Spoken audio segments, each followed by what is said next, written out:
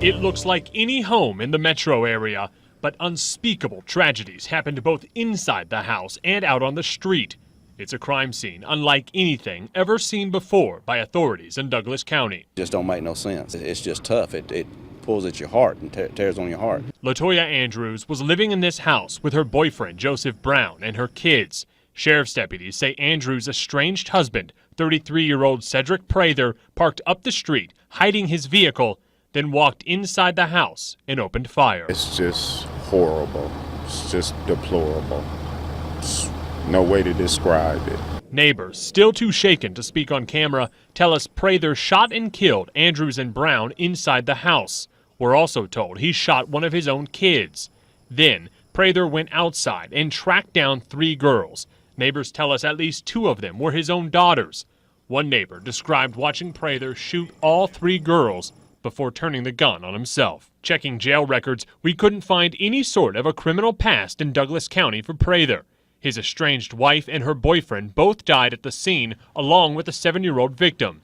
The suspect and a 9-year-old victim both died at local hospitals from their injuries.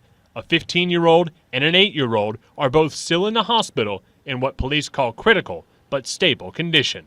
Well, we are learning more about the victims tonight. Our Duffy Dixon continues our coverage live in the neighborhood with reaction from family members and neighbors. Just astonishing in the rage and brutality, Duffy. It is, and even a day later, words are just hard to come by. Everyone starts a sentence and then they just can't finish it. They're just, what do you say to this? We can tell you that we know a little bit more about the victims. As you said, we now have some pictures too to share with you. Take a look. 33-year-old Latoya Andrews was killed, as mentioned, along with her 7-year-old daughter, London, and her 9-year-old son, Jeremiah. Neighbors, meantime, spent the day passing out flyers for a GoFundMe account they've started with the permission of the family. They say not knowing quite how to help, but they want to do something.